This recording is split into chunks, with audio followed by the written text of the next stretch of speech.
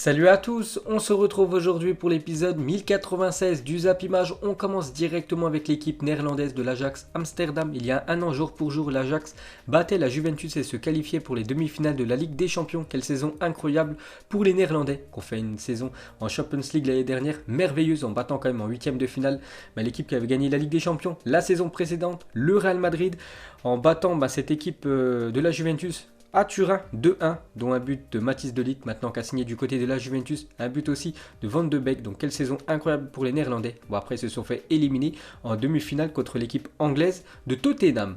Ensuite une déclaration du milieu néerlandais, Van de Beek, donc qui est beaucoup sollicité sur le mercato. Donc il y a pas mal de joueurs de l'Ajax Amsterdam les dernières qui ont quitté le club. Je pense à Frankie de Jong, je pense aussi bien sûr à Matthijs de Ligt. Donc Van de Beek était beaucoup envoyé un peu partout l'année dernière. Du coup il est resté une saison de plus du côté de l'Ajax, mais il pourrait quitter le club parce que c'est lui qui le dit: je dois avoir un bon sentiment pour le club que je rejoindrai. Il ne suffit pas qu'il soit intéressé par mon profil, mais je dois être compatible avec leur style de jeu et bien sûr connaître le temps de jeu que l'on pourra me garantir. Et il parle de l'intérêt du Real Madrid parce que le Real le voulait absolument l'été dernier.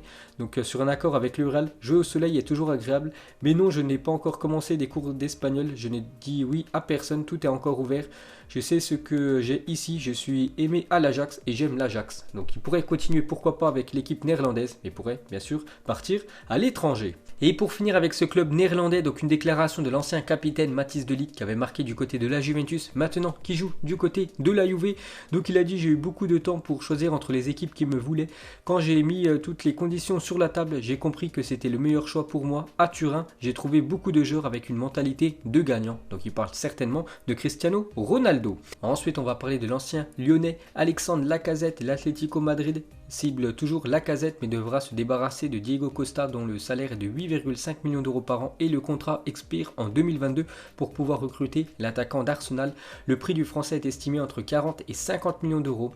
Donc Lacazette, les gars, veut rejouer la Ligue des Champions. Le problème c'est qu'avec l'équipe des Gunners, l'équipe de Arsenal, à chaque fois ces dernières années, c'est l'Europa League. Donc l'Atlético Madrid veut aussi trouver le remplaçant d'Antoine Griezmann parce que Félix, qu'ils ont investi plus de 120 millions d'euros l'été dernier, c'est quand même très faible pour l'instant. Donc c'est pour ça que leur cible prioritaire pour le prochain mercato, c'est Alexandre Lacazette.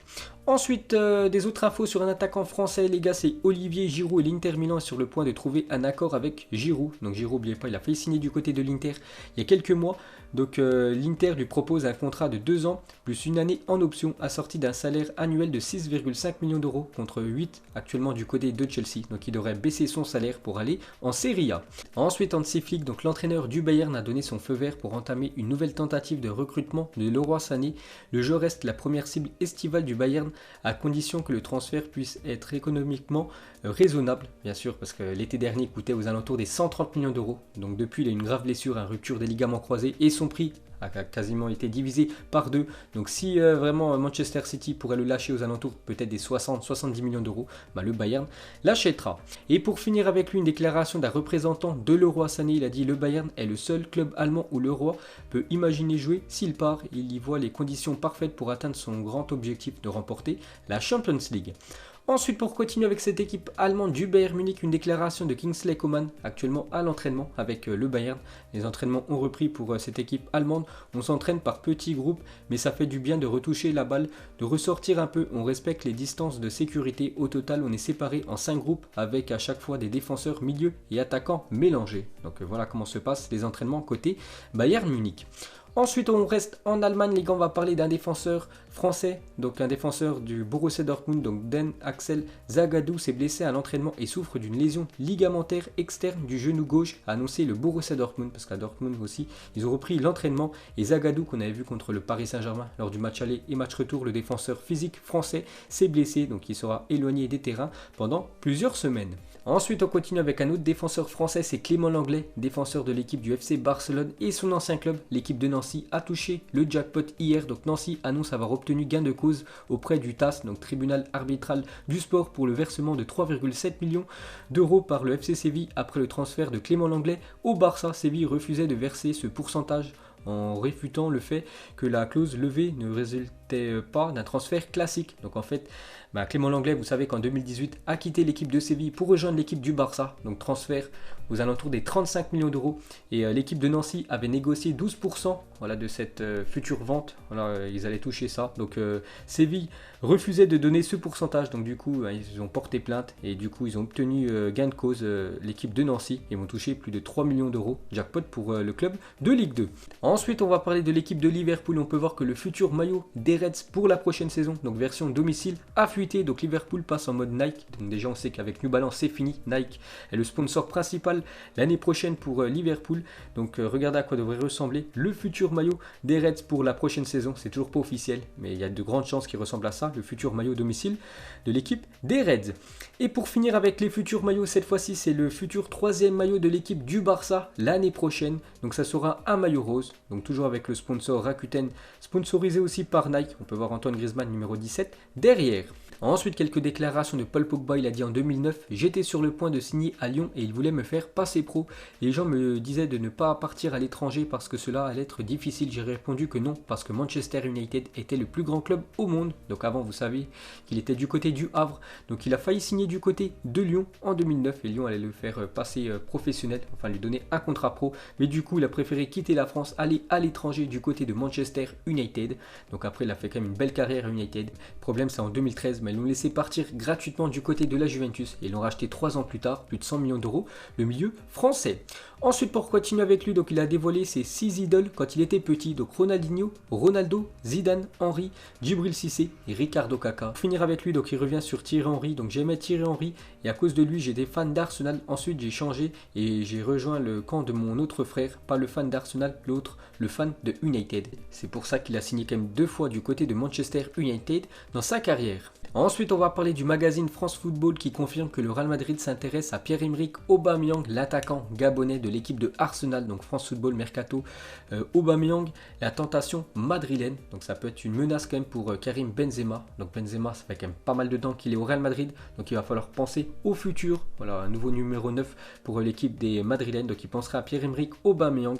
Et aussi concernant Luka Jovic, donc Arsenal veut signer Luka Jovic comme remplaçant d'Aubameyang. Donc Jovic va du côté de Arsenal, Aubameyang va du côté du Real Madrid, mais le problème c'est que le Real n'envisage pas de vendre le Serbe.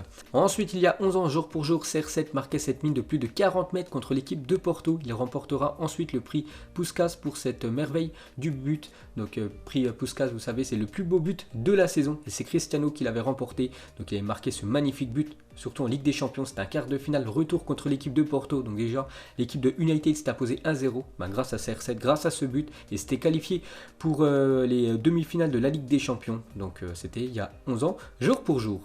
Ensuite, pour continuer avec Cristiano Ronaldo, donc ces dernières années aussi, il a été ultra décisif dans les matchs importants de Ligue des Champions. Donc ce mois où Cristiano Ronaldo avait enchaîné 2 triplés en 2 matchs de Ligue des Champions face à Manuel Neuer, gardien quand même du Bayern Munich, et Jan Oblak, le gardien de l'Atlético Madrid. C'était, je crois, il y a 3 ans. S'il était en ultra forme, Cristiano Ronaldo, il enchaînait triplé sur triplé. Ensuite, une déclaration de Dusan Tadic, milieu de l'équipe de l'Ajax Amsterdam. Donc le Serbe, il a dit: Messi est le meilleur joueur du monde, mais si je dois gagner un grand match, je prendrai Cristiano Ronaldo dans mon équipe. Donc voilà ce qu'a dit Tadic. Donc il a voulu froisser aucun des deux. Donc en gros, Messi est le meilleur du monde, mais dans son équipe prendrait Cristiano Ronaldo. Donc voilà la déclaration du milieu serbe. Ensuite, cette fois-ci, une déclaration de Van der Vaart, ancien coéquipier de Cristiano Ronaldo du côté du Real. Il a dit un jour après l'entraînement au Real: Cristiano Ronaldo a pris 20 ballons et a commencé à s'entraîner au coup franc, mais aucun n'est rentré. J'en ai pris un et j'ai marqué. Je lui ai dit: c'est comme ça que tu dois les tirer. Quelques jours plus tard, pendant un match, nous avons eu un coup franc et je lui ai demandé si je pouvais le tirer. Il m'a dit non, c'est pour moi. Il a tiré des 30 mètres et a marqué dans la lucarne. Puis il m'a dit: c'est comme ça que je fais. Donc vu qu'il avait beaucoup de mal pour tirer les coups francs, donc il s'est entraîné Cristiano Ronaldo et après c'était lui le meilleur tireur de coups francs de l'équipe. Et pour finir avec le Portugais, donc Paulo Dybala fait une déclaration sur l'arrivée de Cristiano Ronaldo du côté de la Juventus. Quand Ronaldo est arrivé à la Juventus, il y avait beaucoup d'attentes car le Real Madrid venait de nous sortir en Ligue des Champions et durant le match, il y avait eu plusieurs embrouilles, dont certaines avec lui, mais nous avons découvert une autre personne. C'est un très bon gars, très amical dans le vestiaire.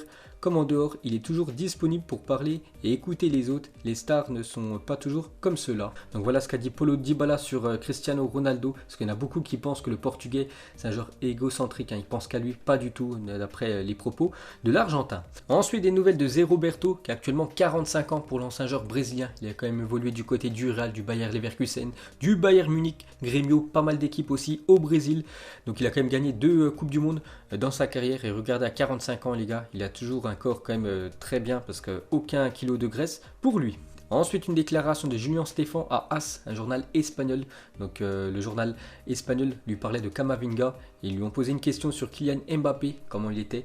Donc Mbappé compte cette saison plus de 30 buts, toutes compétitions confondues. Il a tout, vitesse, qualité technique et confiance. Il a toutes les clés pour être l'un des meilleurs attaquants de la planète et peut-être un ballon d'or dans le futur.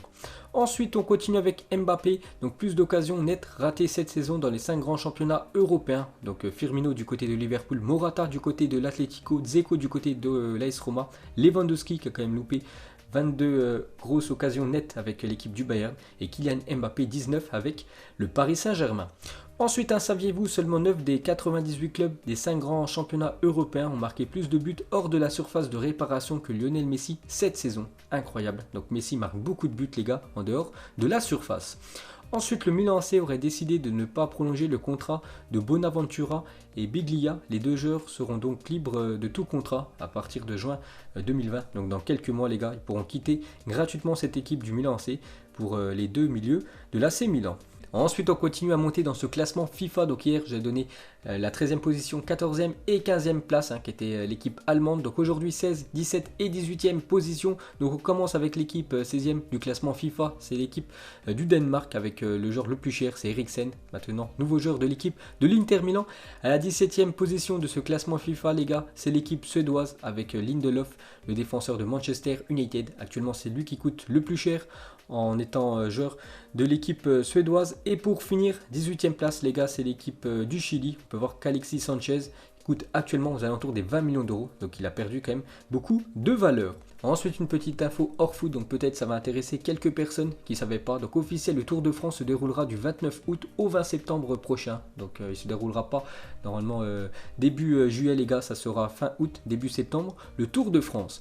Et pour finir les gars, ce zap image, le premier joueur qui vous vient à l'esprit en voyant ce logo, le logo de Naples. Donc moi j'ai pensé à l'ancien joueur emblématique de l'équipe de Naples, Marek Hamšík, ancien meilleur buteur de l'histoire du club. Je crois qu'il s'est fait dépasser depuis quelques temps. Donc moi j'ai pensé au joueur slovaque. Donc vous mettrez, vous avez pensé à qui en commentaire. Donc voilà les gars, la fin de ce zap image 1096. Donc si ça vous a plu, un petit like et je vous ferai l'épisode 1097 demain. Donc moi je vous laisse et je vous dis à la prochaine comme d'habitude. Ciao à tous.